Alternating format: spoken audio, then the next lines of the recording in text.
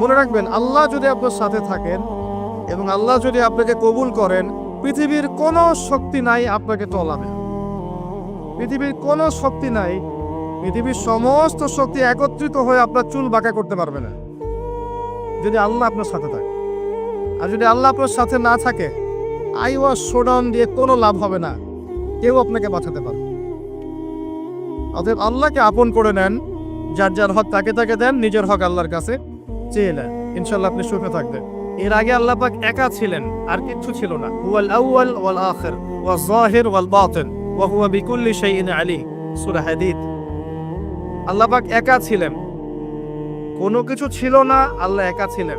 আবার কোনো কিছু যখন থাকবে না, আল্লাহ একা থাকবে। কুল্লু মান আলাইহা ফান ওয়া ইয়াবকা ওয়াজহু রাব্বিকা যুল জালালি ওয়াল ইকরাম। এই বিষয়ে কোনো দ্বিমত আছে? এরপরে আল্লাহ পাক সৃষ্টি করেছেন আরশে আজিম। কি সৃষ্টি করেছেন? বিশাল আরশ, যার ছায়ায় আল্লাহ পাক কিয়ামতের মাঠে 7 শ্রেণীর মানুষকে ছায়া দিবেন। 7 শ্রেণী: 1, ন্যায়পরায়ণ বাদশা, যেটা এই বিশ্বে খুঁজে পাওয়াটা পূর্ণিমা চাঁদের মতো। 2, সেই যুবক যে তার পুরো যৌবনকাল আল্লাহর পথে ব্যয় করেছে, এটা সুযোগ আপনার সামনে আছে, আপনি লুফে নিতে পারেন, এই সুযোগটা আপনার সামনে আছে। 3, ওই ব্যক্তি যার কলব বা অন্তর মসজিদের সাথে ঝুলন্ত থাকে, টিকটকের সাথে নয়, মসজিদের সাথে ঝুলন্ত থাকে। এখনকার যুব সমাজের অন্তর অনলাইনে ঝুলন্ত থাকে, দেখবেন।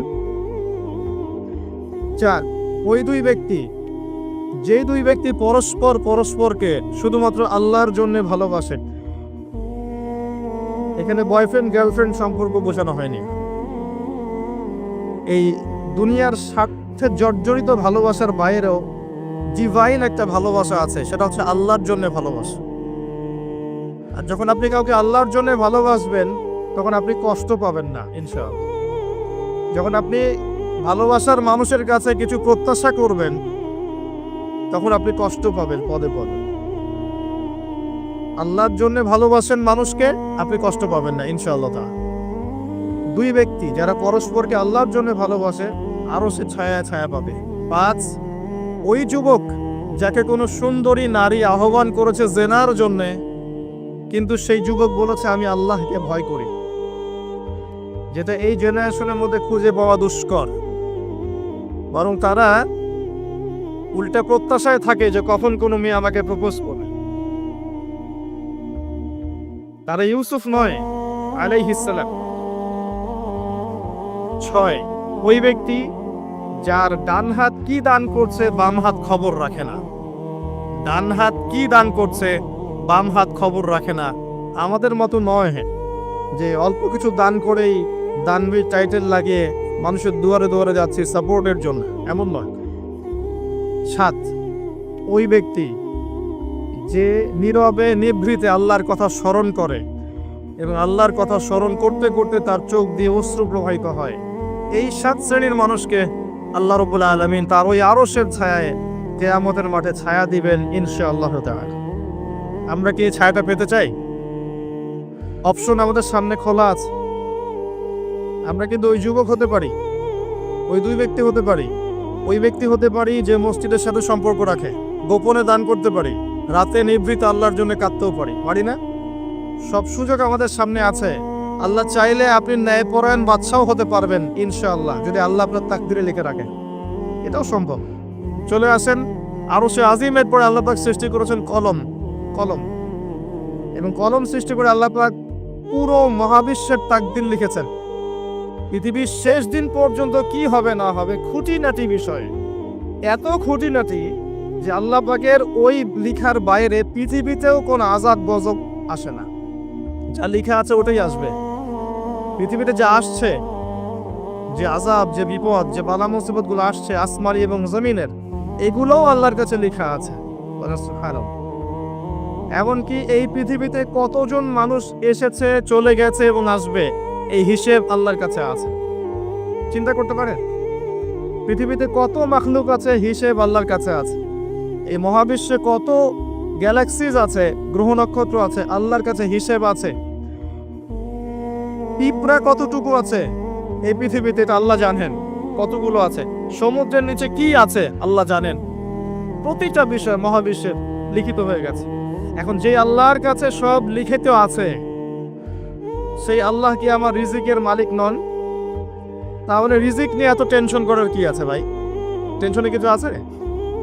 কার কাছে রিজিক? আল্লাহ লিখে রাখছেন না? ইনশাআল্লাহ এর বাইরে কিছু হবে? হবে না। অতএব এত দুশ্চিন্তা কিছু নাই, জীবনকে নিয়ে এত দুশ্চিন্তা কিছু নাই। জীবনটাকে কোরআন সুন্নাহর আলোকে এনজয় করেন।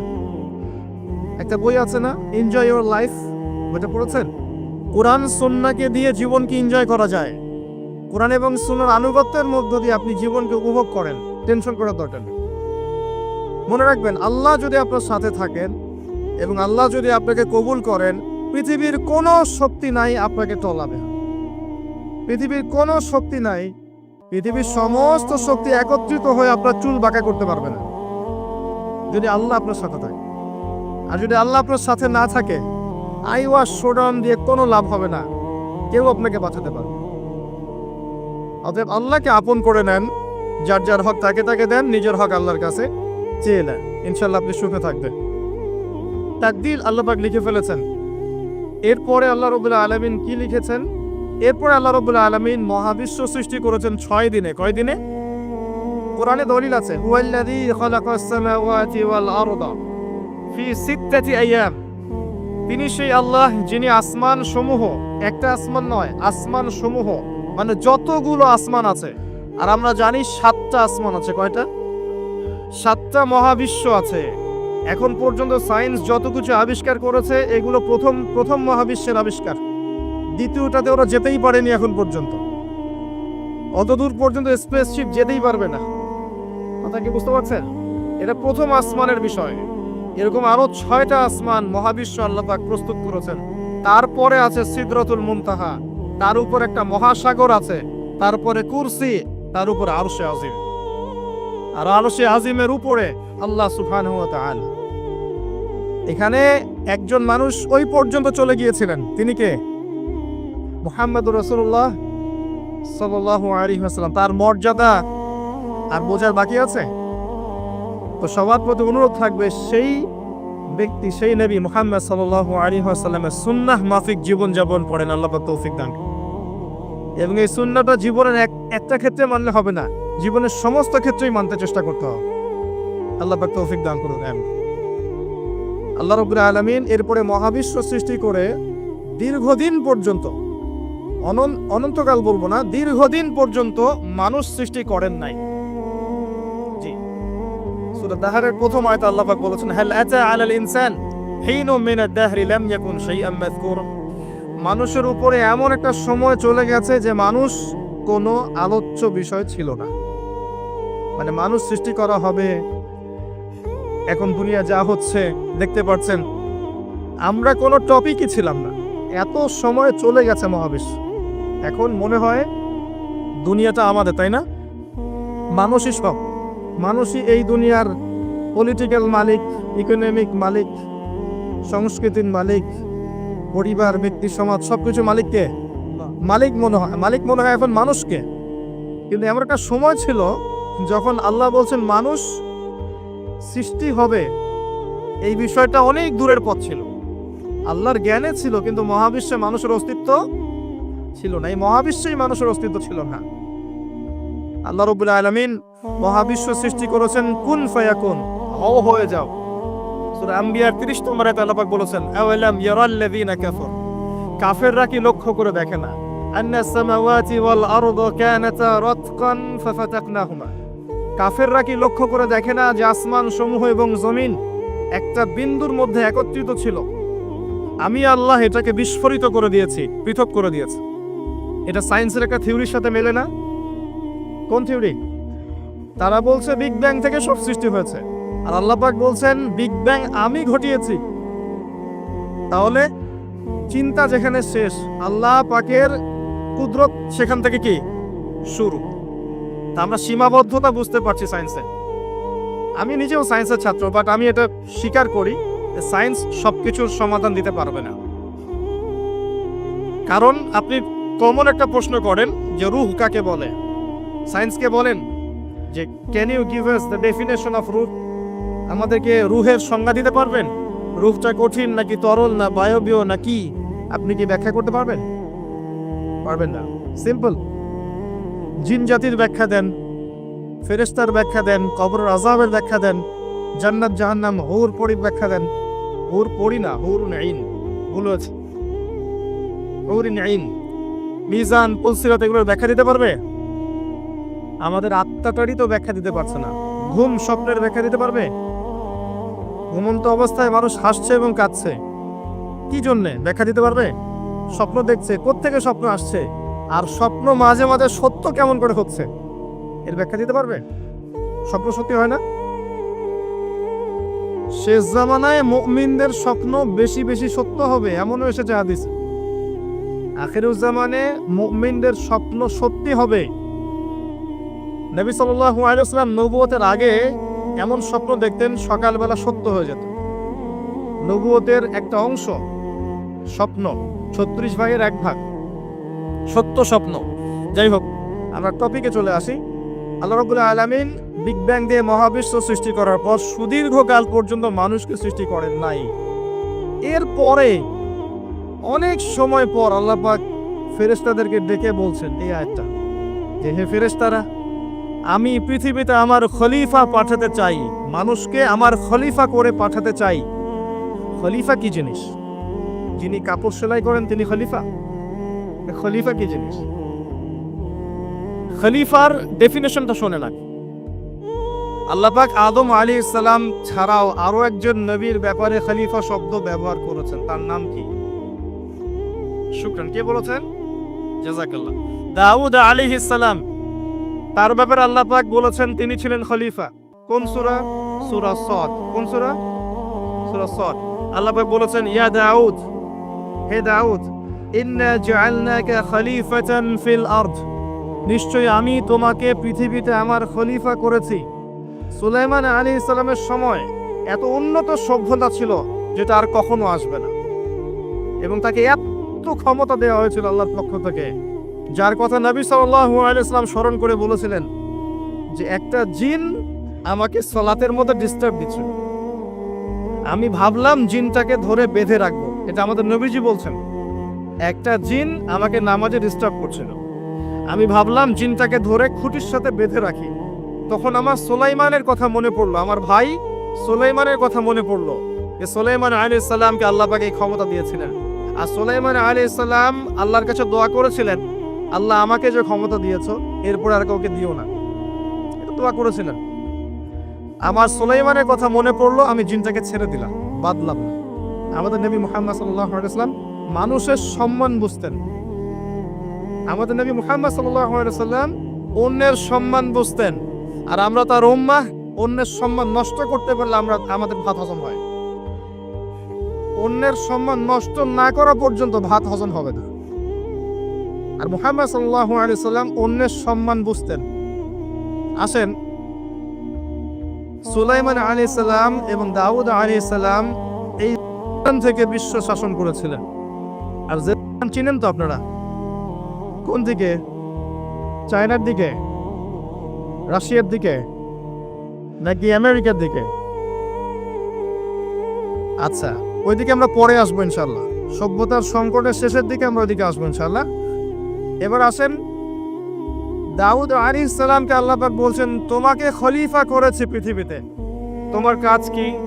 ফাহকুম বাইনান নাসি বিল হক, হে দাউদ তোমার কাজ হচ্ছে মানুষের মাঝে ন্যায় বিচার করা, মানুষের মাঝে ন্যায় বিচার করা, হকের মানদণ্ডে বিচার করা। হকটা কি? এর উত্তরও কোরআন আপনাকে দিবে। কোরআনের চেয়ে কি আমি ভালো উত্তর দিতে পারবো? কোনটা হক কোনটা বাতিল, কোনটা ন্যায় কোনটা অন্যায়, আমি কি বেশি বুঝি না আল্লাহ বেশি বোঝেন? কোথায় স্পষ্ট করা আছে, আমার মস্তিষ্কে না কোরআনে? কোরআনে সূরা কাহফ খোলেন, আল্লাহ পাক বলেছেন ওয়াকুলিল হাক্কু মির রাব্বিকুম, হে নবী আপনি বলে দিন সত্য সেটাই যা তোমার রবের পক্ষ থেকে নাজিল হয়। আর কিছু বলার দরকার আছে? ফামান শাআ ফালইউমিন, যার ইচ্ছা হয় সে স্বীকার করুক, ঈমান নিয়ে আসুক, ওয়া মান শাআ ফালইয়াকফুর, যার ইচ্ছা হয় অস্বীকার করুক। ইন্না আ'তাদনা লিয-যালিমিনা নারান, অস্বীকারকারী জালেমদের জন্য আমি জাহান্নামের আগুন প্রস্তুত করে রেখেছি। বাস, আর কিছু বলার প্রয়োজন আছে? সূরা বাকারা আল্লাহ বলেছেন, আল হাক্কু মির রাব্বিক ফালা তাকুনান্না মিনাল মুমতারিন, হক তোমার রবের পক্ষ থেকে আসে, তুমি সন্দেহবাদীদের অন্তর্ভুক্ত হও না। আসলে এটা হক কিনা, এই যুগে চলে কিনা, এই সন্দেহের অন্তর্ভুক্ত হও না। ইসলাম চির নতুন, চির প্রাচীন, চির আধুনিক, প্রত্যেকটা যুগের জন্য, শুধুমাত্র একটা যুগের জন্য নয়, এবং শুধু মুসলিমদের জন্য না, সবার জন্যই। কোরআন এবং সুন্নাহ শুধু আমাদের সম্পত্তি নয়, পুরো মানব জাতির সম্পত্তি। এখানে সবার হেদায়েত আছে, হোক সে হিন্দু ভাই বা খ্রিস্টান ভাই বা বুদ্ধিস্ট বা জিউস, যেই হোক না কেন, সবার হেদায়েত এখানে আছে। আসেন, আল্লাহ পাক কোরআনকে হক বলছেন। এটাও বলে রাখি, যখন তাওরাত নাজিল হয়েছিল তখন তাওরাত হক ছিল, তখন ওটাই ছিল হক। যখন জাবুর নাজিল হয়েছে, জাবুরই হক ছিল। যখন ইনজিল নাজিল হয়েছে, ইনজিলই হক ছিল। যখন থেকে কোরআন নাজিল হয়েছে, এখান থেকে নিয়ে কিয়ামত পর্যন্ত হকের কি অন্য কোনো মানদণ্ড আছে? এটা মানতে কোনো আপত্তি আছে? হ্যাঁ, এখন কোনো কিছু যদি কোরআন সুন্নাহর সাথে মিলে যায়, মানতে আমাদের কোনো আপত্তি নাই। কেউ একটা মতবাদ দিয়েছে, একটা দর্শন দিয়েছে, একটা সায়েন্টিফিক থট দিয়েছে, যেটা কোরআনের সাথে মিলে গেছে, হাদিসের সাথে মিলে গেছে, মানতে আমাদের কোনো আপত্তি নাই। আমরা চোখ বন্ধ করে মানবো ইনশাআল্লাহ, কোনো সমস্যা নেই। কিন্তু যে কোনো ব্যক্তি বা যে কোনো সংগঠন, যে কোনো সমাজ, যে কোনো সভ্যতা, কেউ যদি এমন কোনো কথা বলে, এমন কোনো দর্শন দেয়, এমন কোনো মতবাদ দেয় যেটা কোরআনের সাথে মিলছে না, সাংঘর্ষিক, হাদিসের সাথে মিলছে না, সাংঘর্ষিক, আপনি কি মানতে বাধ্য? এটা না মানাটাই আপনার ঈমানের পরিচয়। তখন তো আল্লাহ পাক দাউদ আলাইহিস সালামকে বলছেন, তুমি এই হকের মানদণ্ডে বিচার ফয়সালা করো। ওয়ালা তাত্তাবিউল হাওয়া, নিজের প্রবৃত্তির অনুসরণ করো না। প্রবৃত্তি মানে নিজের মন গড়া বিষয়ের অনুসরণ করো না। ইউদিল্লুকা আন সাবিলিল্লাহ, তাহলে এটা তোমাকে আল্লাহর রাস্তা থেকে সরিয়ে দিবে। নিশ্চয়ই যারা প্রবৃত্তির অনুসরণ করেছে তারা আল্লাহর পথ থেকে সরে গেছে। এই কারণে বিমা নাসু ইয়াউমুল হিসাব, তারা হিসাবের দিনটা ভুলে গেছে। আমি কি বুঝাতে পারছি ভাই? তাহলে আল্লাহ পাক খলিফার ফাংশন দিলেন। খলিফার কাজ কি তাহলে? খলিফার কাজ হচ্ছে আল্লাহর পক্ষ থেকে আসা সত্যের মানদণ্ডে মানুষের মাঝখানে ফয়সালা করা। আমার কথা ক্লিয়ার? পরিবেশ পরিস্থিতি যদি অনুকূলে না থাকে, সে করবে না, তার ক্ষমতা নাই। লা ইউকাল্লিফুল্লাহু নাফসান ইল্লা ওয়াসআহা। কিন্তু আকীদা রাখতে কি কোনো সমস্যা আছে যে এটাই চূড়ান্ত সত্য? আমি তো আগেই বলেছি, এই যুগে সারেন্ডার করতে হবে। আপনি 100% ইসলাম ফলো করতে পারবেন না। 100% ইসলাম ফলো করা এই যুগে আমার মতে পসিবল না, ইল্লা মাশাআল্লাহ। তো আল্লাহ পাক যদি কিছু মানুষকে বাছাই করে তৌফিক দেন, সেটা আল্লাহ পাকের নিজস্ব ব্যাপার, ইখতিয়ার, স্বাধীনতা। আসেন, আল্লাহ রাব্বুল আলামিন এখানে খলিফার ফাংশন বললেন, এবং আদম আলাইহিস সালামকে এই খলিফা করে পৃথিবীতে পাঠালেন। সভ্যতার শুরু হলো। সভ্যতার শুরু রোমকদের দ্বারা হয় নাই, সভ্যতার শুরু তাদের দ্বারা হয়নি, সভ্যতার শুরু হয়েছে নবীদের দ্বারা। সর্বপ্রথম সভ্যতার ধারক বাহক হচ্ছেন আদম আলাইহিস সালাম, যাকে আল্লাহ পাক খলিফা করে পৃথিবীতে পাঠিয়েছেন। যে বা যারা পৃথিবীতে আল্লাহর বিধান অনুযায়ী চলছে, তারা আল্লাহর খলিফা। কথা বুঝতে পারছেন? আর যারা পৃথিবীতে আল্লাহর বিধান অনুযায়ী চলছে না, তারা আল্লাহর খলিফা নয়, তারা শয়তানের খলিফা। এবার আসেন, আদম আলাইহিস সালামকে সৃষ্টি করার পরেই কি পৃথিবীতে পাঠানো হয়েছে? না, আগে কি করা হয়েছে? আগে জ্ঞান শিক্ষা দেওয়া হয়েছে। শুরু থেকেই জ্ঞান আছে, আর এই জ্ঞান সৃষ্টিগতভাবে আমাদের মধ্যে ছিল না, আল্লাহ পাক শিখিয়েছেন। তাহলে সভ্যতা এগিয়ে যাবে কিভাবে? জ্ঞান চর্চার মধ্য দিয়ে। বুঝতে পারছেন? আগে জ্ঞান। এখনো যদি আপনি একটা সুন্দর সভ্যতা চান, জ্ঞান চর্চা এছাড়া কোনো অপশন নাই। জ্ঞান এর চর্চা, প্রচার, সভ্যতা, সমাজ সুন্দর হবে ইনশাআল্লাহ। এরপর কি হলো? সভ্যতা এগিয়ে গেল কিভাবে? তার বুকের হাড় থেকে হাওয়া আলাইহিস সালাম, এই যে সভ্যতার একটা অংশ, মহিলাদেরকে ছাড়া কি আপনি সমাজ চিন্তা করতে পারবেন? তারা আমাদের মধ্য থেকেই সৃষ্টি, এবং বাঁকা হাড় থেকে জোরে চাপ দিতে যায়েন না, ভেঙে যাবে। জোরে চাপ দিতে যায়েন না, ভেঙে যাবে। বাস্তব অভিজ্ঞতা থেকেই বলছি। আর ছেড়ে দিলে আবার ওইভাবেই থেকে যাবে। এই জন্য উত্তম নসিহতের মধ্য দিয়ে একটু মানায় টানায় চলতে হবে আর কি দুনিয়ার জীবন। সবকিছু 100% মনের মতো হবে না, একটু মানায় নিয়ে চলতে হবে। কারণ আমি নিজেও সাহাবী নই, দেখবেন আমার স্ত্রীও মহিলা সাহাবী নন, আপনিও সাহাবী নন, আপনার স্ত্রীও মহিলা সাহাবী নন। তাই ওই হিসাব কিতাব করে লাভ নাই। আমরা সবাই অপরাধী, সবার মাঝে ল্যাকিংস আছে। এই জন্য সবার উচিত সবার ভুলগুলোকে ক্ষমা করে দুনিয়ার জীবনটা হৃদ্যতা ভালোবাসার সাথে কাটানো। তাহলে পরিবার ঠিক থাকবে ইনশাআল্লাহ। এরপরে কি পরীক্ষা? কিসের পরীক্ষা? এই গাছের কাছে যেও না। কোন গাছ? এই প্রশ্নের দরকার নাই তো আমার, কোন গাছ? যে গাছই হোক, এই গাছের কাছে যেও না। তার আগে আল্লাহ পাক বলে দিলেন আদম আসো। ফেরেশতাদেরকে ডাকলেন, আদম তুমি এই নামগুলো বলে দাও। তিনি সব নাম বলে দিলেন। ফেরেশতাদেরকে আগে জিজ্ঞাসা করেছিলেন তোমরা বলে দাও, তারা বলেছে লা ইলমা লানা ইল্লা মা আল্লামতানা।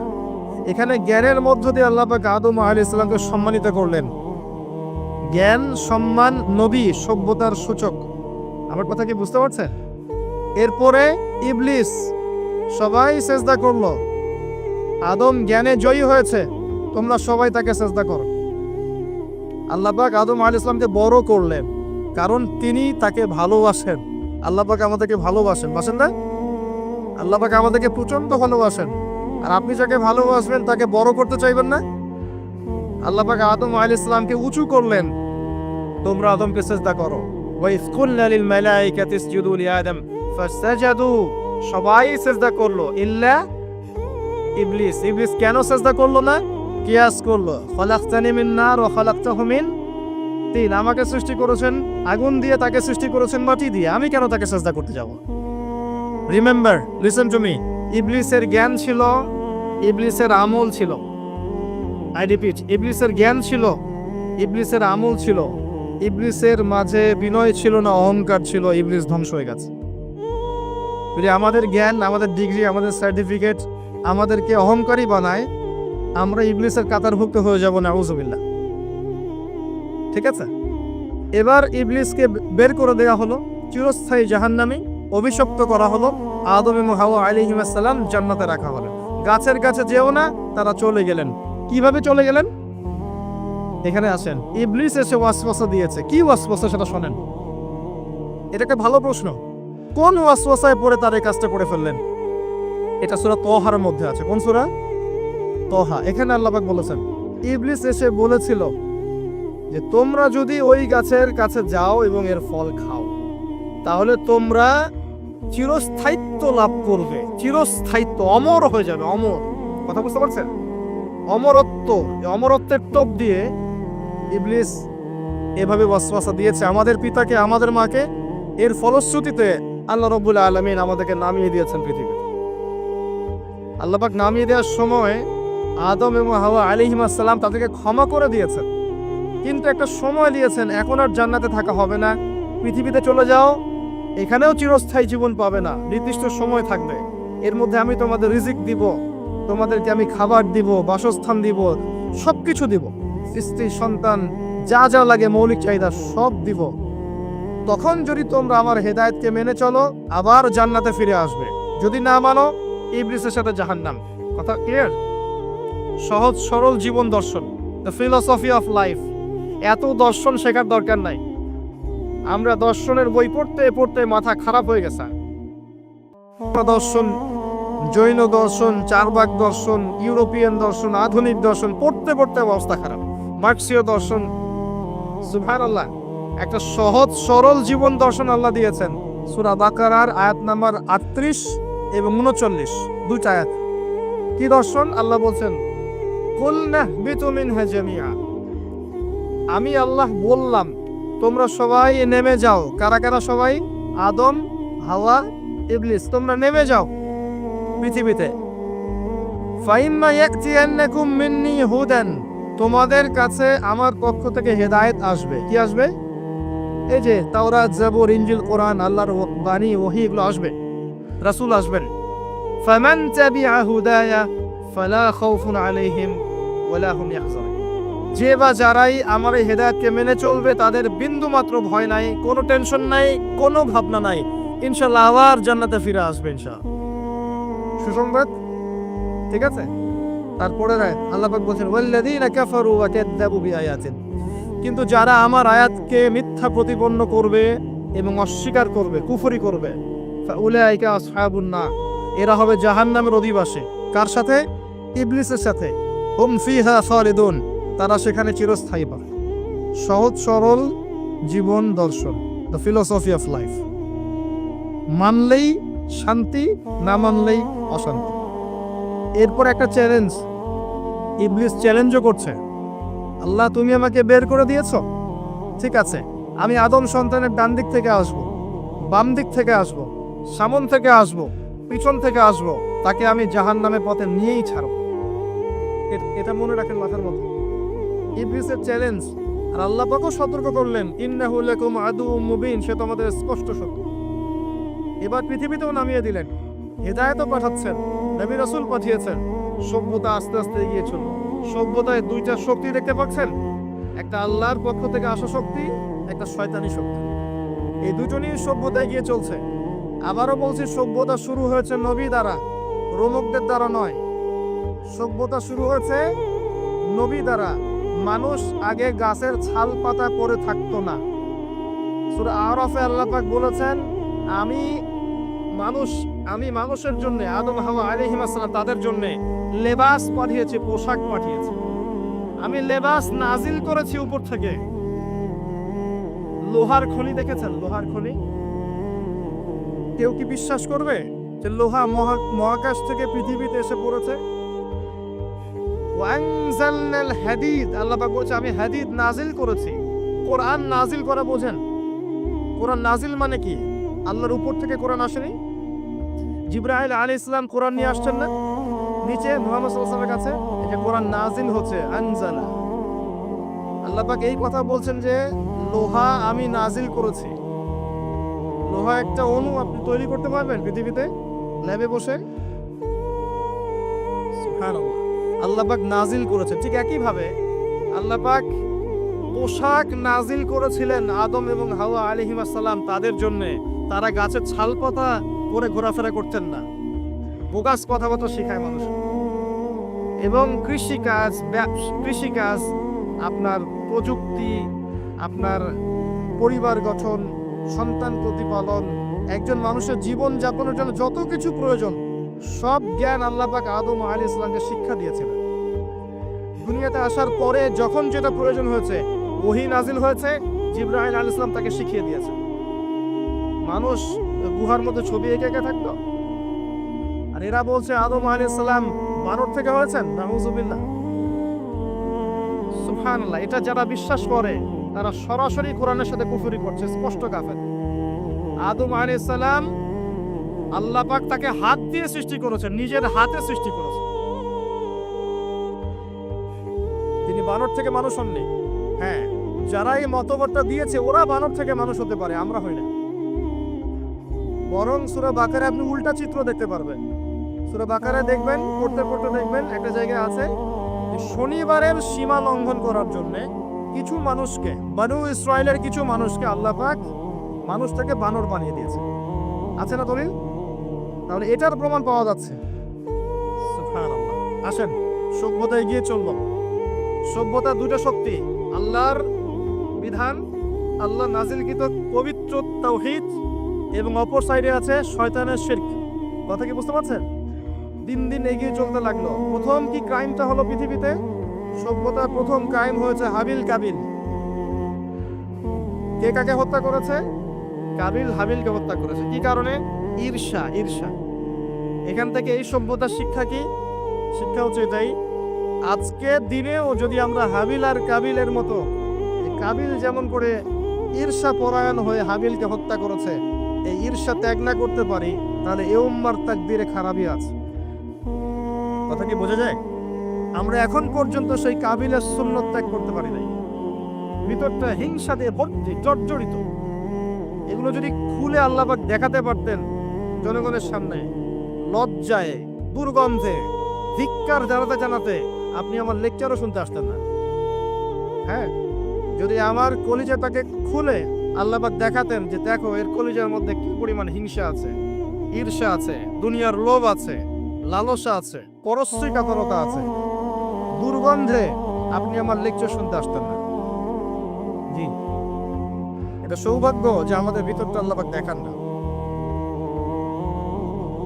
আল্লাহ পাক আমাদের কলবটাকে পরিষ্কার করুন, আত্মশুদ্ধি দান করুন, আল্লাহর নূর দান করুন এবং ঈর্ষা ত্যাগ করার তৌফিক আল্লাহ পাক দান। এবার আসেন, সভ্যতা এগিয়ে চলছে, লেকচারটা একটু লম্বা হতে পারে, একটু ধৈর্য ধরেন। সভ্যতা এগিয়ে চলছে, আদম আলাইহিস সালামের যুগে কোনো পাপাচার খুব একটা দেখা যাচ্ছে না, শুধু এই পাপাচার ছাড়া। এর পরের জেনারেশনে গিয়ে দেখছি নূহ আলাইহিস সালামের কওম। কার কওম? নূহ আলাইহিস সালাম, 5 জন বড় বড় নবীর একজন। 5 জন বড় বড় নবীর নাম নূহ আলাইহিস সালাম, ইব্রাহিম, মূসা, ঈসা, মুহাম্মদ সাল্লাল্লাহু আলাইহি ওয়াসাল্লাম। আমি কিন্তু শেষে প্রশ্ন করব, উত্তর দিতে হবে, ঠিক আছে? ইনশাআল্লাহ। সঠিক উত্তর দিতে পারলে পুরস্কার, না পারলে যে পারবে তাকে আপনি হাদিয়া দিবেন, আপনার পকেট থেকে হাদিয়া নিয়ে তাকে দেওয়া হবে ইনশাআল্লাহ। তো নূহ আলাইহিস সালামের যুগে কি শিরক, প্রথম শিরকের পাপ মানুষ দেখলো। ইয়াগুস, ইয়াউক, নাসর এরকম কিছু মূর্তি ছিল, এই মূর্তিগুলো তার উপাসনা করা শুরু করলো। বাই দা ওয়ে, এই মূর্তিগুলো কিন্তু তারা হাতে তৈরি করে নাই। আমার কথাটা ভালো করে বোঝেন, এই মূর্তিটা তারা আসলে অটোমেটিকলি হাতে তৈরি করে নাই। এই মূর্তিটা তৈরি করার পিছনে শয়তান তাদেরকে ওয়াসওয়াসা দিয়েছিল। কি ওয়াসওয়াসা দিয়েছিল? এই ব্যক্তিরা ছিল আগের সময়কার বুজুর্গ ব্যক্তি। বুজুর্গ ব্যক্তি বোঝেন, পরেশগার বুজুর্গ ব্যক্তি। তো শয়তান এদেরকে বুঝিয়েছিল, যদি তোমরা বুজুর্গ ব্যক্তিদের, আল্লাহওয়ালা মানুষদের মূর্তি তৈরি করে মসজিদের বাইরে রাখো, তাদেরকে দেখলে তোমাদের ইবাদতে মনোযোগ বাড়বে। শয়তান এই ওয়াসওয়াসা দিয়েছে। ওই জেনারেশন তাই করলো। ওই জেনারেশন যখন চলে গেল, পরের প্রজন্মকে শয়তান ওয়াসওয়াসা দিল, আরে মসজিদের বাইরে কেন, ভেতরেই রাখলে হয়। তারা ভেতরে নিয়ে আসলো, এই জেনারেশন শেষ হয়ে গেল। তারপরে আরেকটা জেনারেশন আসলো, ওদেরকে শয়তান বুঝালো সরাসরি এদের কাছে চাইলেই হয়। শিরক শুরু হলো। আপনি কি বুঝতে পারছেন কিভাবে শিরক শুরু হয়েছে বিশ্বে? এবার নূহ আলাইহিস সালাম 950 বছর তার কওমকে দাওয়াত দিলেন, শিরক ছেড়ে দাও, শিরক ছেড়ে দাও। কত বছর? 9টা শতাব্দী, 9.5 শতাব্দী তিনি তার উম্মাহকে দাওয়াত দিলেন, শিরক ছেড়ে দাও। তার স্ত্রী পর্যন্ত তার কথা শুনলো না, তার ছেলেও তার কথা শুনলো না। দাওয়াতটা কেমন ছিল? আমাদের মতো এই যে লাক্সারিয়াস বসে বসে দাওয়াত দেয় এমন নয়। দাওয়াতটা এমন ছিল, নূহ আলাইহিস সালাম নিজেই বলছেন, ইন্নী দাআউতু কওমি লাইলা ওয়া নাহার। আল্লাহ, আমি আমার কওমকে দিন রাত দাওয়াত দিয়েছি, দিন রাত 24 ঘন্টা। ওয়ালাম ইয়াজিদহুম দুআই ইল্লা ফিরারা। আমার দাওয়াত শুনে মানুষ খালি পালিয়েই গেছে, পালিয়েই গেছে। এরকম করে দাওয়াত দিয়েছেন, এমন ভাবে দাওয়াত দিয়েছেন, শেষে সমাজের মানুষ শুনছে না, পরিবারের লোকও কথা শুনছে না। তখন হাত উঁচু করে বলছেন, রব্বি আন্নী মাগলুবুন ফান্তাসির। আল্লাহ, আমি পরাজিত, আমাকে সাহায্য কর। তখন আল্লাহ পাক প্লাবন পাঠালেন, ধ্বংস হয়ে গেল জালেম। আর যারা মুমিন তাদেরকে আল্লাহ পাক উদ্ধার করলেন কিস্তিতে করে। সভ্যতার সংকট বুঝতে পারছেন? সভ্যতার সংকট মানে হচ্ছে শিরক। যখন সভ্যতায় শিরক এসেছে, আল্লাহ পাক তাওহীদ পন্থীদেরকে বাঁচিয়েছেন, মুশরিকদেরকে ধ্বংস করে দিয়েছে। এবং এই মুশরিকদেরকে আল্লাহ পাক পরকালেও জাহান্নামের আগুনে জ্বালাবেন, আর তাওহীদ পন্থীদেরকে আল্লাহ পাক পরকালে জান্নাত দিবেন ইনশাআল্লাহ। এই সভ্যতা এগিয়ে যাচ্ছে, এরপরে আরো এগিয়ে গেল। সব তো বলার সময় নাই, কয়েকটা বলছি। এগিয়ে যেতে যেতে একটা কওম আসলো, একটা সভ্যতা আসলো, যারা এত শক্তিশালী, ফিজিক্যাল স্ট্রাকচার এত লম্বা চওড়া, মানে এক একজন তাল গাছের সমান সমান লম্বা মানুষ, আদম সন্তান। পাহাড় কেটে কেটে বাড়ি নির্মাণ করে। এবং তাদের এই সভ্যতা সম্পর্কে আল্লাহ পাক বলেছেন যে লাম ইউখলাক মিসলুহা ফিল বিলাদ। এমন সভ্যতা পৃথিবীতে সৃষ্টি করা হয়নি, এত উচ্চ মানের সভ্যতা ছিল। এদের নাম ছিল আদ জাতি। আদ কি নাম? তাদের নবী ছিলেন হুদ আলাইহিস সালাম। কি নাম? হুদ আলাইহিস সালাম। তিনি দাওয়াত দিলেন একই স্টাইলে, আল্লাহর ইবাদত করো, আমার আনুগত্য করো, শিরিক করো না, ইত্যাদি ইত্যাদি। কওম তার কথা শুনলো না। অল্প কিছু মানুষ শুনলো, তাদেরকে তিনি সাথে নিয়ে চলে গেলেন। আল্লাহ পাক জালেমদেরকে ধ্বংস করে দিলেন। একই সুন্নাহ। কিভাবে ধ্বংস করলেন?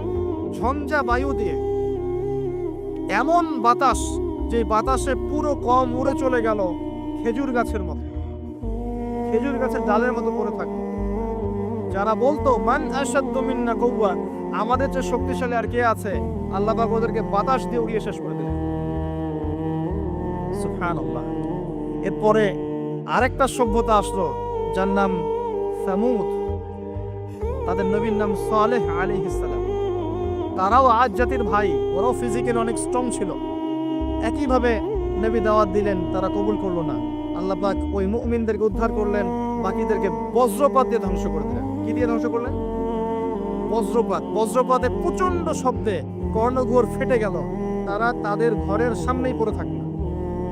এটা একটা কওম ছিল, যেই কওমটাকে বলা হয়েছিল যে সময় আছে তোমাদের সামনে, তোমরা চাইলে তওবা করে ফিরে আসতে পারো, অথবা 3 দিন ভোগবিলাস করতে পারো, ধ্বংস আসবে, আযাব আসবে। ওরা বলেছিল বরং আমরা 3 দিন ভোগবিলাস করে নেব।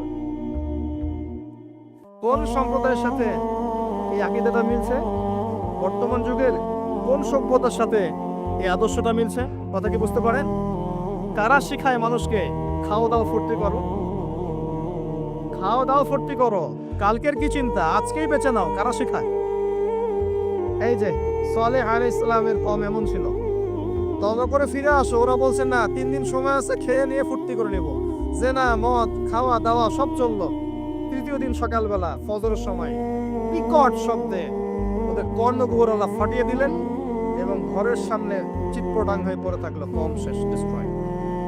এখনো হিজাজ অঞ্চলে তাদের ধ্বংসাবশেষ দেখা যায়, অনলাইনে সার্চ করে দেখেন। সভ্যতা এগিয়ে চললো। আপনি কি সভ্যতার এগিয়ে যাওয়ার মধ্যে মিল পাচ্ছেন? কোনো একটা কমন জিনিস পাচ্ছেন? প্রত্যেক সভ্যতা আল্লাহ পাক ওহী নাযিল করেছেন, রাসূল পাঠিয়েছেন, আনুগত্যের দিকে আহ্বান করেছেন। যারা করে নাই ধ্বংস, যারা করেছে সফল। সভ্যতা সংকট। সভ্যতা এগিয়ে যেতে যেতে একটা কওম আসলো, যার নাম হচ্ছে শুআইব, কওমে মাদিয়ান। কি নাম? কওমে মাদিয়ান। শুআইব আলাইহিস সালামের কওম। শুআইব আলাইহিস সালাম একজন নবী ছিলেন, যিনি তার মেয়েকে মূসা আলাইহিস সালামের সাথে বিয়ে দিয়েছিলেন। ওদিকে আমরা আসছি ইনশাআল্লাহ। শুআইব আলাইহিস সালামের কওমের অপরাধ ছিল, এরা মাপে কম দিত এবং ডাকাতি করত। কি করত? ডাকাতি। আমরাও কিন্তু কম করি না ডাকাতি। এখন আমরা নেক্সট সুরতেও ডাকাতি করি, বৎসুরতেও ডাকাতি করি, করি না? অনেকে তো কোটটাই পরে ডাকাতি করে, কোটটাই পরে বড় বড় মাপের ডাকাতি করে। কারণ আপনি কোটটাই পরলে তা ধরতে পারবেন না, কলা কিছু বলতে পারবেন না। সব ক্ষেত্রেই এগুলো চলছে। স্যুট বুট পরে বসে থাকবো সুদী ব্যাংকে, মানুষের রক্ত চুষে খাচ্ছে। অনেক সময় দেখা যায় দিনের লেবাস পরেও আমরা জনগণের টাকা পয়সা লুটে খাই। হ্যাঁ, তো ওই যে ডাকাতি করতো শুআইব আলাইহিস সালামের কওম, এবং তারা মাপে কম দিত। রমজান মাসে একটা অনুরোধ করবো, আল্লাহর ওয়াস্তে কৃত্রিম সংকট তৈরি করে মানুষকে কষ্ট দিয়েন না, বরং এই মাসে আপনি দাম আরো কমিয়ে দেন, আল্লাহ আপনার রিজিকে বারাকা দিবেন। মানুষকে খাওয়ান, বেশি বেশি ইফতার করান, বেশি বেশি ইফতার করান, সমাজ কল্যাণমূলক কাজ করেন, আল্লাহ রহম করবেন। আল্লাহর ওয়াস্তে এই মাসটাকে কোটিপতি হওয়ার সুযোগ মনে করেন না, এটা আপনার ক্ষমা পাওয়ার মাস। আল্লাহ পাক বোঝার তৌফিক দান করুন তাদেরকে। তারপরেও কিছু মানুষ থাকবে, লাহুম কুলুবুন লা ইয়াফকাহুনা বিহা, যাদের কলব আছে উপলব্ধি করে না, ওয়া লাহুম আযানুন লা ইয়াসমাউনা বিহা ওয়া লাহুম আ'য়ুনুন লা ইবসিরুনা বিহা, কান আছে শোনে না, চোখ আছে দেখবে না। উলাইকা কাল আনআম, এরাই জন্তু জানোয়ারের মতো। বাল হুম আদাল, বরং তার চেয়ে ওরা নিকৃষ্ট। বাল হুম আদাল, বরং তার চাইতেও নিকৃষ্ট। ওয়া উলাইকা হুমুল গাফিলুন, এরা গাফিল সম্প্রদায়। আসেন, মাপে কম দেওয়া, ডাকাতি করার কারণে আল্লাহ পাক কি করলেন? আল্লাহ পাক এই মাদিয়ান জাতি ইতিহাসে প্রথমবার, সভ্যতায় প্রথমবার এই মাদিয়ান জাতিকে আল্লাহ পাক ভূমিকম্প দিয়ে ধ্বংস করেছেন। ভূমিকম্প দিয়ে আল্লাহ পাক ধ্বংস করেছেন ওয়ার্ল্ড হিস্ট্রিতে প্রথম এই মাদিয়ান কওমকে। আর এই ভূমিকম্প আখিরুজ্জামানেও আসবে, বড় বড় 3টা, একটা পূর্ব দিকে, একটা পশ্চিমে, আর একটা বিশ্বের মাঝখানে। অপেক্ষা করতে থাকেন এবং প্রস্তুতি গ্রহণ করতে থাকেন, সামনে আসবে ইনশাআল্লাহ আজ্জা ওয়া জাল। কারো ঠেকানোর ক্ষমতা নাই, বিকজ এটা হাদিসে লেখা আছে। কিছু করার নাই। একটা কাজই করার আছে, পরকালের ফিকির করা আর মৃত্যুর প্রস্তুতি গ্রহণ করা। আসেন, এরপর কি হলো? সভ্যতা এগিয়ে চললো। নবী মুসা আলাইহিস সালামের কওম আসলো। বনু ইসরাইলের ঘটনা আপনারা জানেন। এর আগে একটা স্কিপ করে গেছে, ওইদিকে আসছি। এর আগে ইব্রাহিম আলাইহিস সালাম ছিলেন, মনে আছে?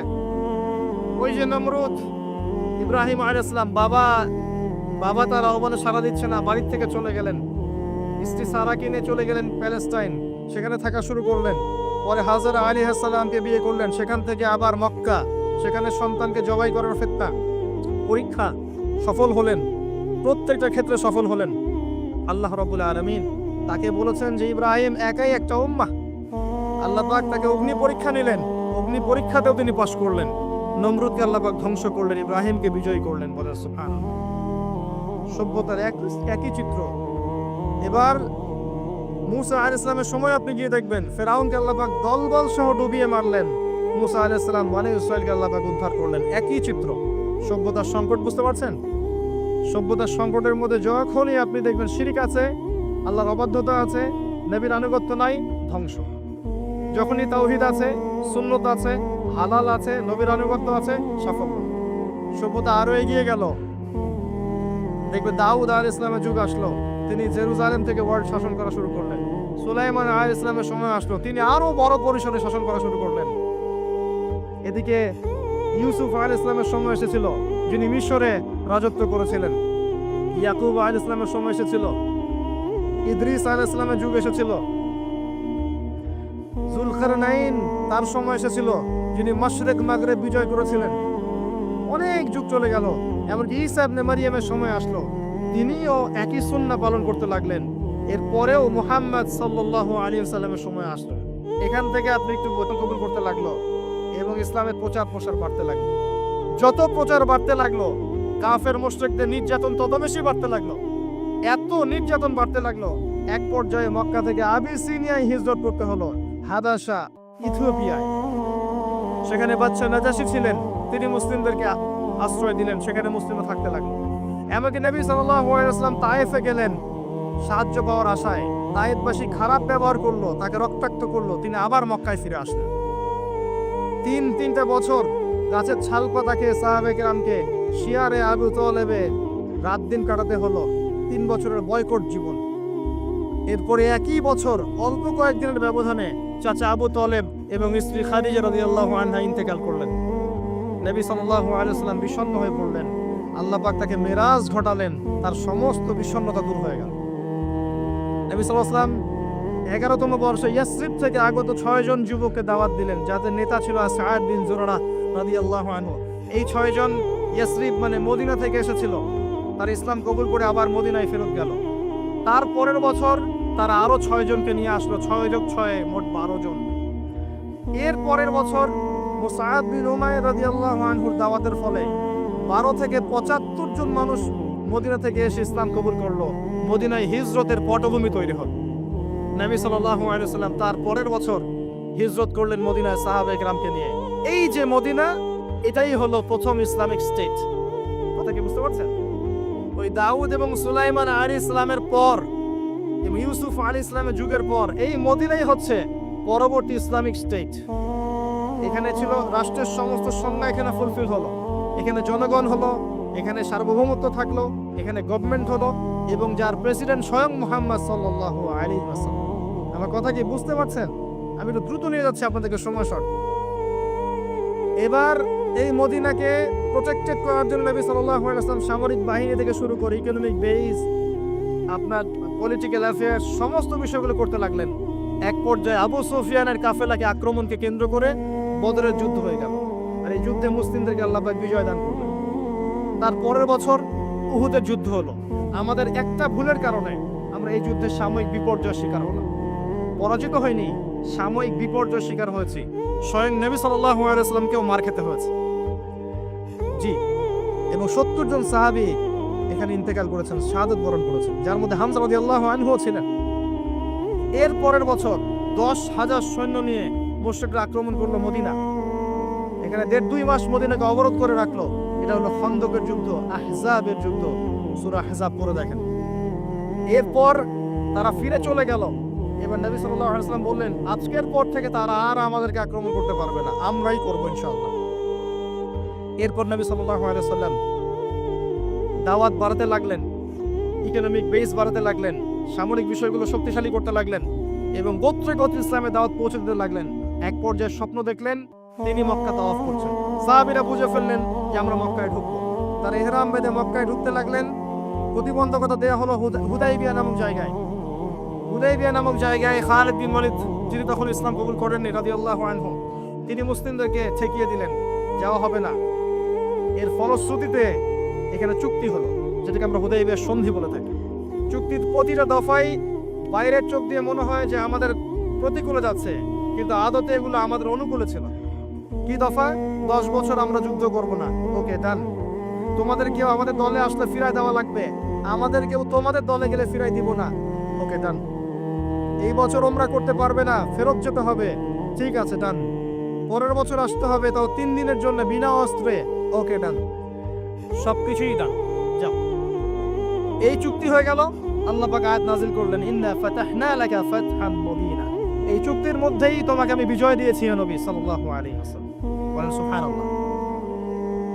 কি বিজয়? বোঝেন এই জায়গাটা। কুরাইশরা ছিল সবচেয়ে বড় শত্রু, আর আমাদের আরেকটা শত্রু ছিল যাদের মধ্যে 3টা গোত্র ছিল, বনু কুরাইজা, বনু কাইনুকা, বনু নাজির। বনু নাজির, বনু কুরাইজা, বনু কাইনুকা, এদেরকে বের করে দেওয়া হয়েছে।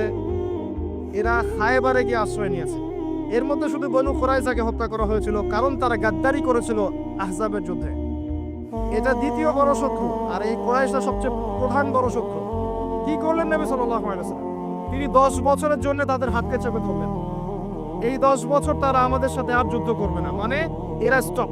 এখন আমি বাইরের শত্রু থেকে ডিল করতে পারবো। কথা কি বুঝতে পারছেন? এই চুক্তির ঠিক পরের বছর নবী সাল্লাল্লাহু আলাইহি ওয়াসাল্লাম খায়বার আক্রমণ করলেন, কারণ এরা আর খায়বারকে সাহায্য করতে পারবে না। What a leader, what a personality, মানে কি ব্যক্তিত্ব, কি নেতা, কি বিচক্ষণতা, চিন্তা করেন। 10 বছর বন্ধ করে দিলাম, তোমার সাথে আমার কোনো লড়াই নাই এবং তুমি আমাদের কোনো শত্রুকে হেল্প করতে পারবে না। ওকে ডান, ডিল হয়ে গেল। এবার যেহেতু বড় শত্রুর হাত চেপে ধরা হয়েছে, এখন ছোট ছোট শত্রুগুলোকে তিনি সাইজ করা শুরু করলেন। একটা একটা করে ধরে সবগুলোকে সাইজ, পরে বড়টারও কলার চেপে ধরল। কি ডিপ্লোমেসি! আমরা খালি এখন মিষ্টি খাওয়া সুন্নত জানি, আমরা এখন জিওপলিটিক্যাল ডিপ্লোম্যাটিক সুন্নাত জানি না। জি, চিন্তা করে দেখ, এই জায়গাটা খুব ভালো করে বুঝবেন। খায়বার বিজয়ের পর থেকে নিয়ে মুসলিমদের আর্থসামাজিক অবস্থা আরো বাড়তে লাগলো, প্রচুর সম্পদ গনিমত বাড়তে লাগলো এবং পররাষ্ট্রনীতি অ্যাপ্লাই করা হলো। রোমক সম্রাটকে দাওয়াত দেওয়া হচ্ছে, মিশরের বাদশাকে দাওয়াত দেওয়া হচ্ছে, পারস্যে দাওয়াত দেওয়া হচ্ছে। আস্তে আস্তে সারা বিশ্বে ইসলামের দাওয়াত ছড়িয়ে পড়ে। এক পর্যায়ে মাত্র এই চুক্তির 3-4-5 বছর পরেই, এই চুক্তির 10 বছর যায় নাই, 3 বা 4 বছর পরে, 3-4 4.5 এরকম বছর পরেই বিনা যুদ্ধে বিশাল সেনাবাহিনীকে নিয়ে নবী সাল্লাল্লাহু আলাইহি ওয়াসাল্লাম মক্কা আক্রমণ করলেন। মক্কা বিজয়। কোন মক্কা? যেই মক্কা আগে শিরিক ছিল, এখন শিরিক নাই। যেই মক্কায় সুদ ছিল, এখন সুদ নাই। যেই মক্কায় নারীকে জীবন্ত কবর দেওয়া হয়েছে, নারীর কোনো অবমাননা নাই। যেই মক্কার মধ্যে মাদকের সয়লাভ ছিল, কোনো সয়লাভ নাই। যে মক্কায় গোত্রীয় হানাহানি কাটাকাটি ছিল, এখন কিচ্ছু নাই, সবাই ভাই ভাই। এই মক্কা, জাহেলিয়াতের মক্কাকে আল্লাহ রাসূল সাল্লাল্লাহু আলাইহি ওয়াসাল্লাম 23 বছরের ব্যবধানে একেবারে টোটাল ইসলামিক পরিবেশে পরিণত করলেন। সেই আল্লাহ কি মরে গেছেন? সেই নবীর আদর্শ কি মরে গেছে? আল্লাহ নাজিল করা সেই কিতাব কি উঠে গেছে পৃথিবী থেকে? তাহলে ওই জাহেলি সমাজকে যদি পরিবর্তন করা যায়, আমাদের জাহেলিয়াতকে পরিবর্তন করা সম্ভব না? এই বিশ্বের জাহেলিয়াত পরিবর্তন করা সম্ভব নয়। আমরা করতে পারি না পারি, আল্লাহ পাক এমন প্রজন্ম আনবেন, দেখে নিন তারা করে দেখাবে ইনশাআল্লাহ। যখন আসবেন, ঈসা ইবনে মারিয়াম আসবেন, তখন জাহিলিয়াতের রেশমাত্র থাকবে না ইনশাআল্লাহ আযজা ওয়া জাল। এর আগ পর্যন্ত কঠিন সময় আছে। ওই কঠিন সময় যাওয়ার আগে আরেকটু পথ পাড়ি দাও আপনাদেরকে। মুহাম্মদ সাল্লাল্লাহু আলাইহি ওয়াসাল্লাম এই যে মক্কা ইসলামিক পুরো একটা এনভায়রনমেন্ট প্রতিষ্ঠা করলেন, এরপর কি এটা থেমে গিয়েছিল? এরপর আবু বকর সিদ্দিক রাদিয়াল্লাহু আনহু এসেছেন, তিনিও সেই খেলাফার দায়িত্ব পালন করেছেন। কোন খেলাফা? ফাহকুম বাইনান নাসি বিল হক, সূরা সাদ। তারপরে এসেছেন ওমর ইবনে খাত্তাব, আরো 10 বছর, তখন মুসলিমরা অর্ধ বিশ্ব শাসন করেছে। এরপরে এসেছেন উসমান রাদিয়াল্লাহু আনহু, মুসলিমরা আরো বড় বিশ্ব শাসন করেছে। তারপরে এসেছে আলী রাদিয়াল্লাহু আনহুর যুগ, তখন মুসলিমরা অভ্যন্তরীণ কিছু ক্রন্দনে লিপ্ত হয়ে গিয়েছিল। এখানে মুসলিমদের শক্তিটা কিছুটা কমে যায়। আলী রাদিয়াল্লাহু আনহুকে হত্যা করা হয়েছে, তাকে চোরাগুপ্ত হামলা চালিয়ে হত্যা করা হয়েছে, ঠিক যেমন ওমর রাদিয়াল্লাহু আনহুকে হত্যা করা হয়েছিল। এরপর কি হয়েছে? এরপর মুসলিমদের মাঝে আস্তে আস্তে ফিতনা বাড়তে শুরু করেছে। একদল মানুষ বের হয়েছে যারা বলেছে যে আলী রাদিয়াল্লাহু আনহু তিনি নবী, নাউজুবিল্লাহ। এরা তাকে নিয়ে এত বেশি বাড়াবাড়ি করেছে যে তারা পথভ্রষ্ট হয়ে গেছে। আরেকদল লোক বের হয়েছে, এরা বলেছে কবিরা গুনাহগার ব্যক্তি হলেই কাফের, একে হত্যা করা লাগবে, এরা হয়ে গেছে খারেজি। আরেকদল লোক বের হয়েছে, এরা বলে তাকদীর বলতে কিচ্ছু নাই। আরেকদল লোক বের হয়েছে যারা বলে যে মানুষের কর্মের কোনো স্বাধীনতা নাই। আরেকদল বের হয়েছে যুক্তি দিয়ে প্রমাণিত হলেই কোরআন সুন্নাহ মানবো, না হলে মানবো না। এরকম করে শিয়া, খারেজি, মুতাজিলা, মুরজিয়া, জাহমিয়া, জাবারিয়া, কাদারিয়া, কত যে দল বের হয়েছে। আস্তে আস্তে আস্তে আস্তে উম্মাহ বিভক্ত হতে শুরু করেছে। এই সময়ে ইমামগণ আবির্ভূত হয়েছিলেন, মুহাদ্দিসগণ আবির্ভূত হয়েছিলেন, তারা সংস্কারধর্মী কাজ অব্যাহত রেখেছিলেন। এভাবে আস্তে আস্তে মাযহাবগুলো গড়ে উঠেছে, হাদিসের কিতাবগুলো আমরা পেয়েছি, সভ্যতা এগিয়ে গেছে। আগাতে আগাতে এক পর্যায়ে উমাইয়ারা শাসন নিয়েছে। উমাইয়ারা প্রায় 132 বছর এই উম্মাহকে লিড দিয়েছিল। তখন ইসলামী খেলাফের একটা শেল, যদিও তারা ভিতর থেকে ফাসেক হয়ে গিয়েছিল, কিন্তু একটা শেল ছিল 132 বছরের মতো। ইসলাম এগিয়ে গেছে, সভ্যতা এগিয়ে গেছে। সভ্যতার অমুকরা দিয়েছে, সভ্যতা মুসলিমরা দিয়েছে, সভ্যতা এগিয়ে গেছে। এরপরে আব্বাসীয় খেলাফত এসেছে, প্রায় 500-550 বছর, 550 বছর তারা পৃথিবী শাসন করেছে। আব্বাসীয়দের সময় মুসলিমদের ভিত যখন দুর্বল হয়ে যায়, তখন মঙ্গোলিয়ানরা আব্বাসীয়দেরকে আক্রমণ করেছিল এবং 40 দিনের ব্যবধানে 20 লাখ মুসলিমকে হত্যা করেছিল। যখনই আল্লাহ পাকের ওই সুন্নাহ, যখনই অমুসলিমরা তো আছেই, মুসলিমরাও যদি আল্লাহর বিধান থেকে সরে দিয়েছে, আল্লাহ পাক ওদেরকেও সরিয়ে দিয়েছেন, নতুন সম্প্রদায় নিয়ে এসেছে। এটাই সভ্যতার সংকট। আপনার কথাটা ভালো করে বোঝেন, অমুসলিমদের কথা বাদ দেন। মুসলিমরা যখন দায়িত্ব পেয়েছে মুহাম্মদ সাল্লাল্লাহু আলাইহি ওয়াসাল্লামের সময় থেকে নিয়ে, তখন মুসলিমরাও যদি আল্লাহ এবং তার রাসূলের অবাধ্যতা করেছে, আল্লাহ পাক মুসলিমদেরকেও সরিয়ে দিয়েছেন, অন্য নতুন প্রজন্মকে নিয়ে এসেছেন। এটা আল্লাহর সুন্নাত, মনে রাখবেন।